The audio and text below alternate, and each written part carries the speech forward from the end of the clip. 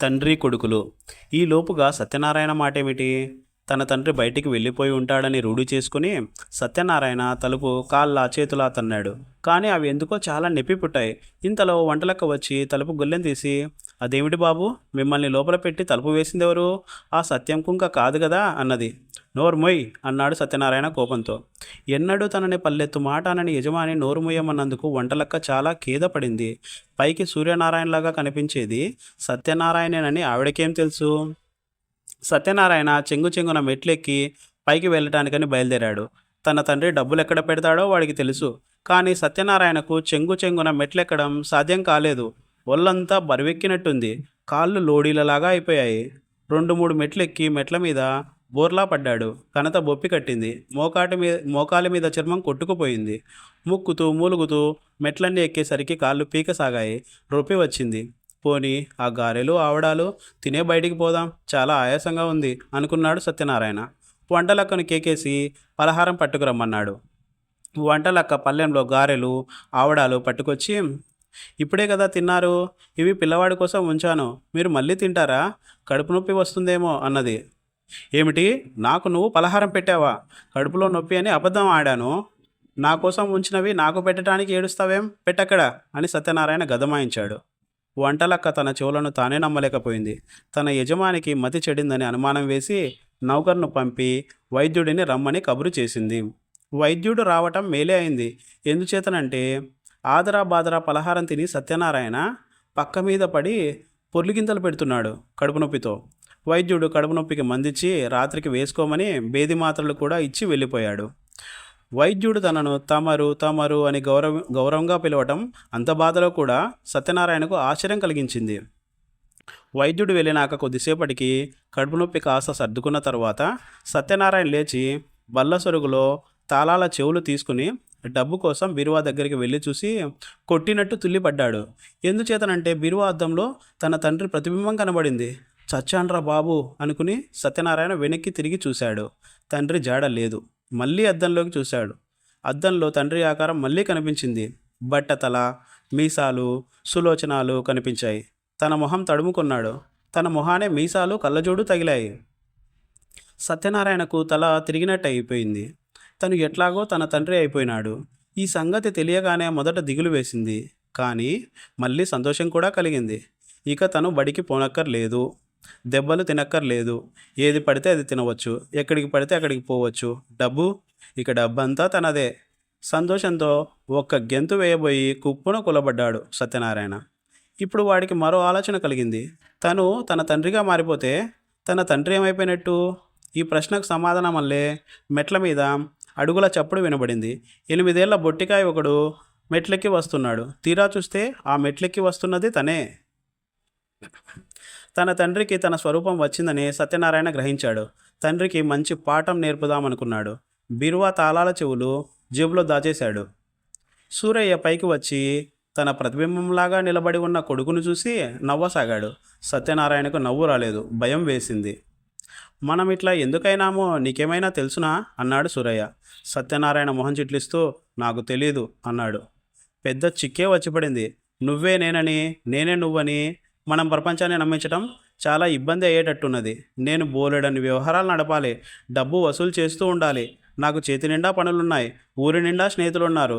ఈ పనులన్నీ ఈ అవతారంతో ఎట్లా చేయను? అందరి దగ్గరికి ఎట్లా వెళ్ళను? ఒకవేళ కష్టపడి నేను ఫలానా అని అందరికీ రుజువు చేసుకున్నా వాళ్ళు నన్ను మామూలుగా చూడరే, ఎట్లా అన్నాడు తండ్రి. కొడుకు మొహం చిట్లించి ఏమో నాకు తెలియదు అన్నాడు. అన్నట్టు నీ చదువు మాటేమిటి అన్నాడు సూరయ్య. చదువా? ఈ శరీరంతో వల్లి నన్ను బల్లో కూర్చోమన్నావా? బాగుంది అన్నాడు సత్యం. ఎట్లా ఏడుస్తుందిరా మరి? నువ్వు బల్లోకి వెళతావో మాన్తావో, చదువుకోకపోతే నీ కర్మాన నువ్వే పోతావు. నా వ్యవహారాలు నేను చూసుకోక తప్పదు అంటూ సూరయ్య దేనికోసమో డ్రాయర్ సొరుగులో వెతకసాగాడు. తన తండ్రి బీరువా తాళాల కోసం వెతుకుతున్నాడని సత్యం ఎరుగును, కానీ చూస్తూ ఊరుకున్నాడు.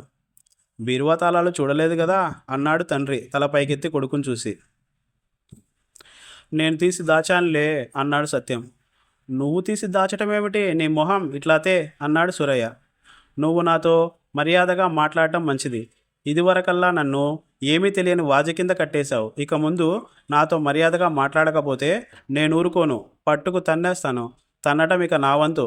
నా మర్యాద మాట ఎట్లా ఉన్నా ఇంతవాడిని నన్ను పట్టుకొని నువ్వు నీ మొహం నీ మొర అంటుంటే ఇంట్లో వంట లెక్క దగ్గర నుంచి నా చెవులకు పిడతలు కట్టేస్తారు. నేనది సహించను. నా చేతనైనట్టు ఇంటి వ్యవహారాలు నేనే చూస్తాను. నాకెన్నడూ ఒక్క ఎర్రవి కానీ ఇచ్చి ఎరగవు. అదేమిటో ఇక ముందు నీకే తెలిసి వస్తుంది. రేపటి నుంచి నా బదులు నువ్వే బడికి పోయి చదువుకో. బడి పంతులు ఎటువంటి వాడో అది కూడా నీకు తెలిసి వస్తుంది అన్నాడు సత్యం. ఈ మాటకు సూరయ్య మండిపడ్డాడు. 50 ఏళ్ళొచ్చి నన్నిప్పుడు పోయి 2 క్లాస్ చదువుకోమంటావుట్రా అన్నాడాయన. చదువురాని నాకన్నా అంత చదువు చదివిన నీకు మరీ సులభంగా అన్నాడు సత్యం. నేను బడికి పోను అన్నాడు సూరయ్య ఖచ్చితంగా. పోకపోతే మాస్టర్ వచ్చి పెడరెక్కలు విరిచికట్టి లాక్కుపోతాడు అన్నాడు సత్యం. అంత పని చేయిస్తావుట్రా అన్నాడు తండ్రి. నువ్వు నన్ను చేయించిన పని కాదా అన్నాడు కొడుకు. కాస్త ఆలోచించి సూరయ్య, పంతులు బాగా కొడతాడా అని అడిగాడు. చచ్చేటట్టు కొడతాడు. పాఠం చదివినా కొడతాడు, చదవకపోయినా కొడతాడు. దండం దశగుణం భవేత్ అని ఆయన సిద్ధాంతం. మన మంచి కోసం కొడతాడు. తన చేతి తీట తీర్చుకోవడానికి కొడతాడు. ఏమీ తోచకపోయినప్పుడు కూడా కొడతాడు అన్నాడు సత్యం. నన్ను పంతులు కొడితే అన్నాడు సూరయ్య దిగులుగా. నన్ను కొట్టినప్పుడు అన్నాడు సత్యం రోషంగా. దెబ్బలు కొట్టడం దగ్గర వెనకాడవద్దని ఆయనతో నువ్వు చెప్పలా అన్నాడు. రూపాలు మారటం అలుసు తీసుకుని తన కొడుకు తన మీద ఇట్లా పగ తీర్చుకోవడానికి ప్రయత్నించడం చూస్తే సూరయ్యకు మండిపోయింది. కానీ ఏం చేయటానికి పాలుపోలేదు. నీ వేషాలు నేను సాగనిస్తాననుకున్నావా? నేనెవరో నువ్వెవరో ఇప్పుడే అందరికీ చెప్పేస్తాను. సులభంగా తప్పించుకుందాం అనుకున్నావా అన్నాడు సూరయ్య రోషంతో. సత్యం బిగ్గరగా నవ్వాడు. అతని ధైర్యం హెచ్చసాగింది. పిలు, ఇంట్లో వాళ్ళందరినీ పిలు. ఏం చెప్తావో చెప్పు.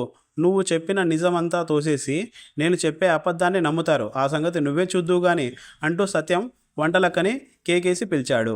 వంటలక్క వచ్చింది. చూడు సీతారామమ్మ, నేను సూరయ్యని. ఇదిగో వీడు సత్యం. మా ఇద్దరి శరీరాలు మారాయి అన్నాడు సూరయ్య వంటలక్కతో. వంటలక్క ముక్కు మీద వేలేసుకుని ఆరిపిడిగా నీకేం పోయే కాలం అంటూ సత్యం కేసి చూసింది.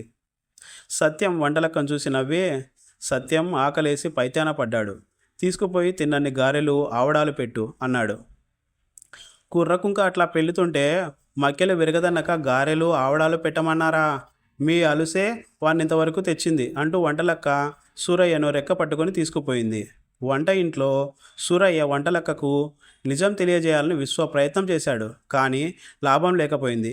ఆ తర్వాత ఇంట్లో పనిచేసేవాడితో కూడా మాట్లాడాడు. ఒరే వీరాయ్, నేను మీ యజమానిరా సూరయ్యను అన్నాడు సూరయ్య. వీరాయ్ కళ్ళు నలిపి అందుకు సందేహం ఏమిటి దొరా అన్నాడు. నిజంగారా అన్నాడు సూరయ్య.